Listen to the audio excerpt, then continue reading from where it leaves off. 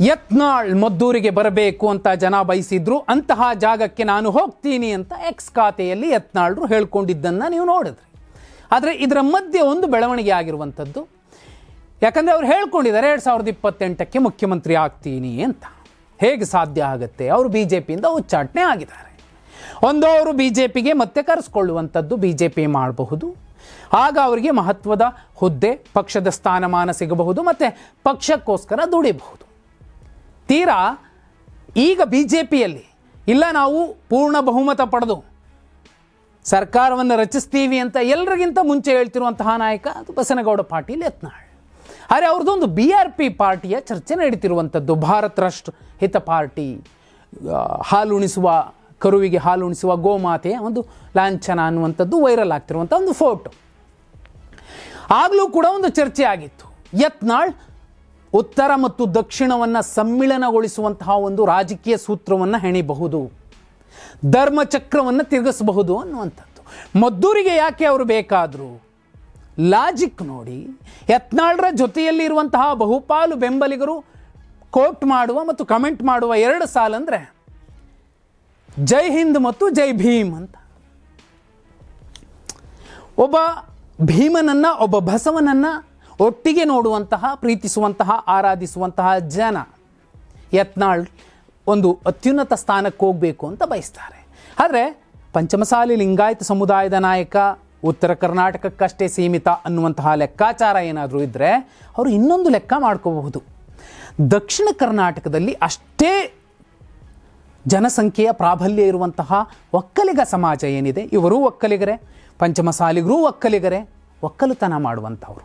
ಆ ಇಬ್ಬರೂ ಕೂಡ ಒಟ್ಟುಗೂಡಿದ್ರೆ ಏನು ಬೇಕಾದರೂ ಆಗಬಹುದು. ಸರಳ ಬಹುಮತ ಅನ್ನುವಂಥದ್ದು ಸರಿಯಾದ ರೀತಿಯಲ್ಲಿ ಆ ಸಂಘಟನೆ ಮಾಡಿ ಈ 2 ಸಮುದಾಯಗಳನ್ನು ಒಟ್ಟುಗೂಡಿಸಿ ಒಂದು ಚಿಹ್ನೆಯ ಅಡಿಗೆ ತಂದು ಬಿಟ್ಟರೆ, ಒಂದು ಮೈತ್ರಿಯ ಅಡಿಗೆ ತಂದು ಬಿಟ್ಟರೆ ಬಹುದೊಡ್ಡ ಲಾಭ ಆಗುತ್ತೆ. ಆರಂಭದಲ್ಲೇ ಫಸ್ಟ್ ಅಟೆಂಪ್ಟಲ್ಲೇ ಬಹುದೊಡ್ಡ ಲಾಭ ಆಗುತ್ತೆ. ಆ ಕಾರಣಕ್ಕೋಸ್ಕರ ಎಲ್ಲೋ ಬಸನಗೌಡ ಪಾಟೀಲ್ ಯತ್ನಾಳ್ರು ಭೀಮ ಬಸವ ಕೆಂಪೇಗೌಡರನ್ನು ಒಟ್ಟುಗೂಡಿಸುವ ಒಂದು ಮಹಾಮೈತ್ರಿಯ ಲೆಕ್ಕಾಚಾರದಲ್ಲಿರಬಹುದು. ನೋಡಿ, ಇದಕ್ಕೆ ಪೂರಕವಾಗಿ ನೆರೆಯ ಆಂಧ್ರ ಪ್ರದೇಶದಲ್ಲಿ ಓರ್ವ ಪ್ರಮುಖ ರಾಜಕಾರಣಿ, ಹಿಂದುತ್ವವನ್ನು ಪ್ರತಿಪಾದಿಸುವಂತಹ ನಾಯಕ ಯತ್ನಾಳ್ರ ಬಗ್ಗೆ ಒಂದು ಸೋಜುಗದಿಂದ ನೋಡ್ತಾರೆ.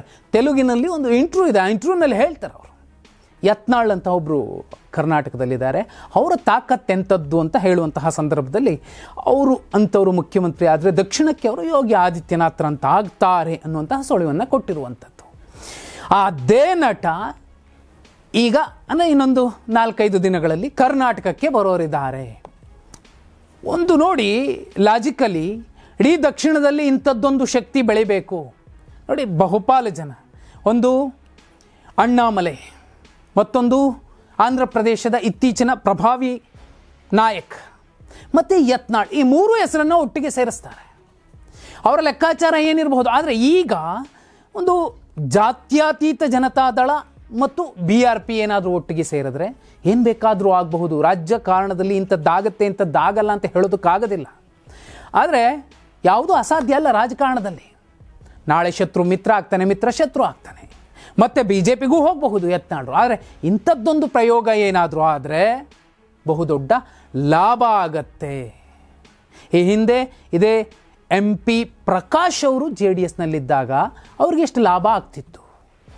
ಅದೇ ಜಾಗದಲ್ಲಿ ಯತ್ನಾಳ್ರನ್ನು ಒಮ್ಮೆ ಊಹಿಸಿ ಪಂಚಮಸಾಲಿ ಸಮುದಾಯವನ್ನು ಮತ್ತು ಒಕ್ಕಲ್ತನ ಮಾಡುವಂತಹ ದಕ್ಷಿಣದ ಒಕ್ಕಲಿಗ ಸಮಾಜವನ್ನು ಒಟ್ಟುಗೂಡಿಸಿದ್ರೆ ಆ ನಂಬರ್ ಏನಾಗಬಹುದು? ಇವತ್ತು BJPಲಿ ಮೈತ್ರಿ ಮಾಡ್ಕೊಂಡಿರಬಹುದು JDS, ಆದರೆ ಅದೇ ಕಾಯಂ ಆಗಿರೋದಿಲ್ಲ.